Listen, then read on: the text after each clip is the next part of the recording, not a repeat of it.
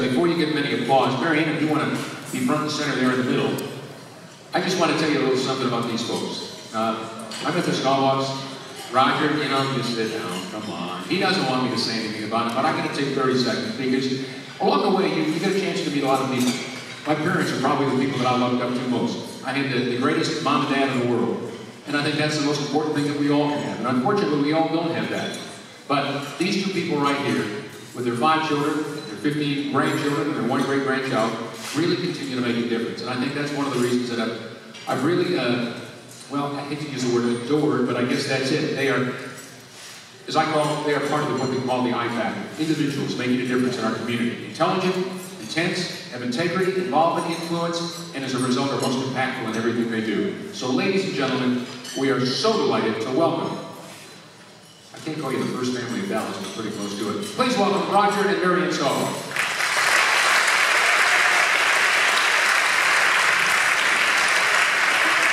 First of all, it's good to see you. And delighted to have you on board here. We saw in the video that you both went in 4th grade. We all did a television show not so long ago, and I was amused by the fact that it was really 4th grade that you both met. Who wants to start and tell us how that all happened? Did you spot her first, Roger, or did she see you first? No, I didn't like girls to the 8th grade. So, we were in 4th grade together, we knew each other, and she was a cheerleader on the football team when I was in the 8th grade. I was running that kickoff back against Assumption. I'll never forget it. I'm running down the sideline, and she was a cheerleader, and I saw her running down the sideline. I said, I'm going to marry that girl someday. Are you really serious? Many years later. Well, maybe not exactly that way, but I did recognize her, and I started, you know, girls became more interested in the 8th grade. I'll never forget that. Well, do you remember the first time you actually had a date? Of course, in 8th grade it was probably a school bowling party or something like that. I can't really say I remember the first date because we started kind of going with like you do in junior high and where do you go, but just in groups with your friends. So I really couldn't tell you. I would be shocked if Roger gave me an answer to that. I'll never forget it. We were at Nancy Young's house down in the basement with a jukebox going on and playing Spin the Bottle. I was trying to orient it towards Marianne. We did use Space Spin the Bottle, remember? Oh, I remember that. But I wouldn't say that was the first. Well, I just wondered, what was it that initially attracted you to Roger? What was it that you saw? You know what? I like this guy. Where did you went on? Anything come about? The first thing was his sense of humor. And when I said that one time years ago, I was like, that's my best quality. But he has a great sense of humor. And then after that, it was getting to know him and the person that he is, and his integrity and honesty, loyalty, his commitment to people. You know, when he loves you, he loves you. And of course, in the interest of time, I'm going to skip ahead to the Naval Academy. You're in Cincinnati, Ohio, Roger. We're at the Naval Academy. You were an only child. You decided you want to go to the Naval Academy. Where did that all come from? Well, my life changed dramatically when I learned a lesson from my dad. I loved baseball. I played baseball through college when I was a kid playing baseball really early. I was about 7. They didn't have little leagues back then. And this guy in Cincinnati started a team in this little town we lived in called Silverton. Marianne lived in Deer Park. We were right next to each other. And the catcher got hurt on the team. And I was like, 8 years old or something. And my dad, was an assistant coach, and the coach wanted me to go to catch. And I didn't want to catch. It was hot. Put all that equipment on, and so my dad said, "Hey, just try to catch. Be the best catcher you can be. We need you to do that right now." So I did that, and I caught for 8 years. And obviously, he was good at it. And so, to get back to answer your question, my life did change because my high school coach wanted me to play quarterback. I was a wide receiver, I was a defensive back, and he wanted me to play quarterback. So I didn't really play quarterback for my senior in high school. And I had a good year, and there was a senior quarterback that kind of went through freshman year, and we were big Catholic boys' school, and so he was going to be the senior quarterback. I was going to still play receiver, and so they switched me to quarterback, and I worked real hard. I was competing against this guy named Tom Schneeman, and you know, fortunately I got a chance. I could probably run better than him, but he could throw. He was really big. He was bigger than me, and the coaches decided I'm going to start the opening game against Dayton Chalmont, and we were losing at the end of the game. I threw this touchdown pass to Freddie Defendi, and honestly, if Freddie Defendi does not catch that pass and score, Tom Schneeman would have married Marianne. I just kid about that because my life would have changed though, because if we lost the game, I know that I would have been switched back to something, and so the Naval Academy they were recruiting. I was a co-captain of the team, and they were recruiting my other co-captain, Jerry Mopper. And so the coach came to talk to Jerry about going to the Naval Academy. This was the Bergwell coach, Rick Rosanna, who was in the Cincinnati area. And he called me out of class and asked me and Jerry to go visit the Naval Academy. So we both went to visit. Jerry went to the University of Cincinnati, and I decided to go to the Naval Academy. And that's how it happened. I just liked it. I liked the visit. I liked being there. And I actually was heavily recruited by Ohio State, Lee Hayes, and I signed a letter if I went to a Big Ten school. I was either, it became between Ohio State and Purdue. And so I signed to go to Purdue. And I still was questioning what I wanted to do. And so I went back. It was my visit to the Naval Academy. I signed to the Naval Academy. And then 3 years later, as a junior, 51 years ago, 1963, you're named the top collegiate football player in all of America, and you win the Heisman Trophy. What was that like when you suddenly you're in the national spotlight, you're on the front of Sports Illustrated. I mean, that was a pretty good time. You were number 2, I think, in the nation at that time, behind Texas. You came to play in the Cotton Bowl. Was that the first time you ever came to Texas? I think you've been here earlier in the year. Did you play SMU? Or? Yeah, we were 9-1 that year. That's what I thought. We were undefeated that year at 49 states, actually. We lost to SMU on Friday night, 32-28. SMU, it was a good team, and it was a heck of a game, actually. It was the day before the Texas OU game, and Texas beat OU in 20-0. Remember Joe Donley and those guys? You guys remember those days? Then we went on. We had a great team that year. We beat Michigan, Notre Dame, and Pitt. Pitt was undefeated, and so we ended up the number 2 team in the country. And Texas was number 1. They were 10-0. We came back and played in the Cotton Bowl and lost to Texas. And they were undefeated. The only undefeated team in the country. They had a great team, great defense. One of the best defense. We actually had a lot of yards passing that day, but we were minus 50 yards rushing. Counting my scrambles and our running game, they were ferocious. That was one of the 2 best defenses I ever played against by far, were the Pittsburgh Steelers and the Texas Longhorns in 1963. So we lost to Texas, but I won the Heisman that year. And the good thing about the Heisman, that's why Marianne married me, because I won the Heisman. Well, let's talk about that. When was it? It wasn't that much long after the winning the Heisman that y'all hooked up together. Well, we were dating during that time, but we didn't get engaged until after we graduated from the Naval Academy in June of 1965, and then we got married that September, just 2.5 months later, and then got ready for our 4 years in the Navy. What was that like, being a naval wife? Well, it was really great for all the time except for maybe 1 year, because we spent 1 year in Vietnam, and that was a difficult year. We had just been married 11 months, I guess. And more than 9 months because we had done. Right.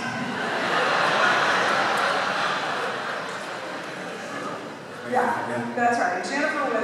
Jennifer was born when we were in Athens, Georgia, and when she was 6 weeks old, he left for Vietnam for a year.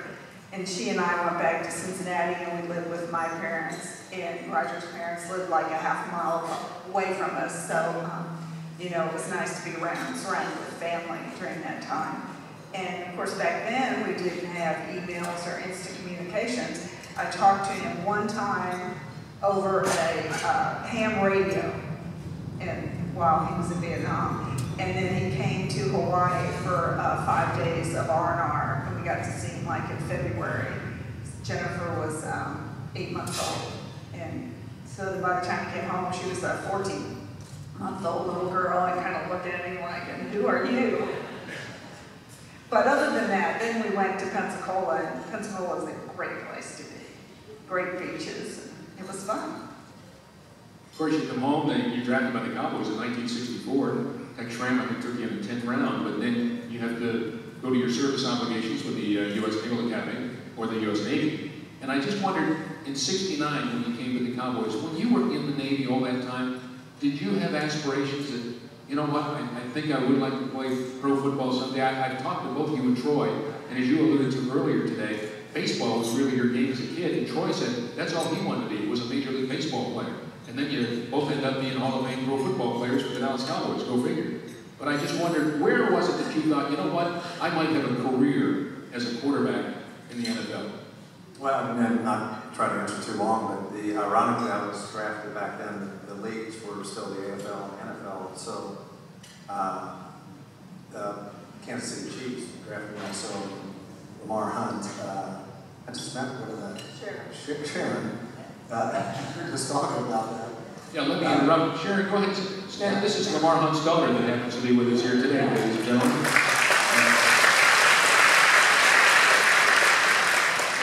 Well, Sharon knows, Lamar Hunt came, we were stationed in Annapolis when I graduated, just for a while. And so we just got married. We were living in this little house behind the house. It was a carriage house. And we get this call from Lamar Hunt, and because Dallas and Kansas City had drafted me, and it wasn't a big deal because I had 4 years to go.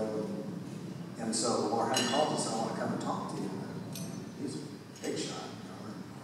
So I said, hey, come to our house. So he came to our house and sat down. He said, Roger, we know you're going to spend 4 years in the Navy, but we want you, when you leave the Navy, to play for the Kansas City Chiefs.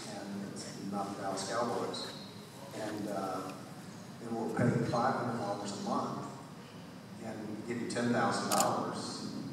And he said, "Is he kidding me? What's going on here?" And then we'll give you a contract for 3 years. And I couldn't believe it. I mean, we were getting $420. Marianne had to sell her car to pay for our wedding reception. And so I'm thinking, gee, this is a heck of a deal here. And so he was really a nice guy too, by the way. We became friends after we kidded about that. And so I didn't know what to do, so I called this Navy legal officer, Captain Paul Warden. I said, Captain Warden, I've just been offered a chance to sign this contract. I don't have to leave the Navy, they pay me this money, and we need the money. And he said, well, let me check on it. So he checked on it, came back and said, hey, you can do it. I'll get you served 4 years. And so I couldn't believe it. So he said, but the Cowboys are after you too. And he's not called the Cowboys and let them know. And I said, well, I don't know anybody at the Cowboys. So he called and talked to Bill Grant and Tex Schramm. They were getting ready to play the Eagles in about 3 weeks. And so he went up to meet with them. On the phone, he said, well, just meet us in Philadelphia. So he calls me from Philadelphia and said, hey, the Cowboys have offered you the same deal. So I said, well, I'll accept it. Because I was kind of an NFC guy. Back then it was still Lamar Hunt was Mr. AFC. And so that really was amazing deal. They was make it a long answer, but I then, so we got $500 a month in the Navy. And that was big bucks. The $10,000 I gave to our parents each, so we had 6 in the bank, and we thought we were, oh my Lord, we were riding high. And so we were, so for those 4 years, I knew that if I ever played again, I'd play for the Cowboys. And when I came back from Vietnam, I went to training camp. I went out there for 3 days and let them know that I was, they never saw me throw or anything, and they knew that I could throw. And then I went back to training camp the year before I left, and they had 2 weeks and had a really good training camp. And Coach Landry gave me the playbook and sent me home. Pensacola. Gilbrand said, Roger, he gave you that playbook, you're going to be on this football team. And so it was going to be Don Meredith, Greg Morton, Jerry Rome, and me. And so during that year, Don Meredith retired, who was one fantastic football player that built Dallas to a winning football team. And he's 31 years old. It was a shock. And I had met him in the off season, and he was very good to me. I came to a quarterback school and took lead. And Craig Morton, and they traded Jerry Rome, so I moved up to second team, and I was still in the Navy. And I told Marianne, I said, hey, I'm already second team. Won't be long, I'll be first team before you know it. And so, so that's when the year before I got out is when I knew I was going to be a Dallas Cowboy. When I went to that training camp, and that's the best thing I ever did was take 2 weeks leave, went out there, people thought I was crazy to do that, because I put myself at risk. I said, hey, I know I can play, I just want to show them I can play. And it worked out, and that was the best thing I ever did, because the Cowboys believed in me, and when Meredith retired and they traded Rome, they did not try to trade for another better quarterback. They allowed me to be Craig Morton's backup quarterback. And again, in the interest of time, I'm going to have to unfortunately skip ahead, but then we go to 1971, Texas Stadium. These questions make these long, I can't just... I want to give you a quick answer. You're doing just wonderful. But 1971, Texas Stadium is built, and Coach Landry is platooning you. You win first down, and Morton comes in the second and third. You're shuttling the quarterbacks back and forth. And then finally, I think it was on Halloween, you go to Chicago, you're at Soldier Field, and Coach Landry goes with you, you win the game, and you win 10 straight, and the Cowboys win their first ever Super Bowl, and that was Super Bowl VI at Tulane Stadium back in 1972, but the 71 season. Was that, is that when you really realized, you know what, I'm here, I've arrived, I'm ready to go? Yeah, I mean, these are tough questions, but Marianne, I love you, I'm glad we're married still. Do you still love me? Yeah. Okay. Yes. Okay. You want me to answer for it? No, I just, because this is another answer, it's not easy here. You know, it was really difficult. I mean, Craig and I, in 71, Coach Landry announced at the start of the year, we have 2 starting quarterbacks. We both had good training camps, and, you know, I was 20, now I'm 29, so I can't keep hanging around. I didn't want to be a backup quarterback in the NFL, so I really told him going into that year that after the 70 season, we lost in the Super Bowl to Baltimore. And I told him, I said, Coach, you know, this isn't working out for me, and I want to be traded and get a start somewhere else. And he said, no. He said, you're mature enough now, and let you and Craig fight it out this coming year, 71. So Craig was a great person. Craig was good, and it was tough on him. But we were battling it back and forth, and we both had good training camps. So we had 2 starting quarterbacks. And so I tore a nerve in my leg. It was a vein or something. And I was supposed to start the opening game against Buffalo. And so he said, well, we'll start Craig, and you take the second game. So the second game, so he had a good game against Buffalo. The second game, we were playing the Eagles. And this guy, Mel Tom, hit me from the side and knocked me out like you wouldn't believe. I threw an interception to Bill Bradley. And the next thing I know, I'm in Neverland. And so Craig's in there, so he now has 2 straight games. So the coach said, well, we've got the momentum going here. So I'm thinking, oh, it's all over. And the next game we play the Redskins, we lose to the Redskins. And then I said, well, Roger, we like you again. So we started. So I played the next game and we win. It was against New England here in Texas Stadium. It was a great game. And so we're still battling back and forth. So now we're 4-2. So we're getting ready to play the Chicago Bears. And so Coach Landry has a stroke. And must have been a stroke or something. Something happened to him. Don't start that rumor. Because he says, we're going to alternate you in this game, as quarterbacks. And we both looked at each other, and he didn't know he had a stroke. I have no idea. This is the greatest coach in the history of coaching. And I don't know what it's like. So it's like the quarterbacks were just quarterbacks. guys. I had half the team behind me and half the team behind Craig. We had to divide the team. It was crazy. And so we both, all of you can see pictures. I'm running in, he's running in. And we both had decent games, but we lost to the Bears. And, but my life changed after that. Because they had to do something. And if they would have put Craig as a starting quarterback,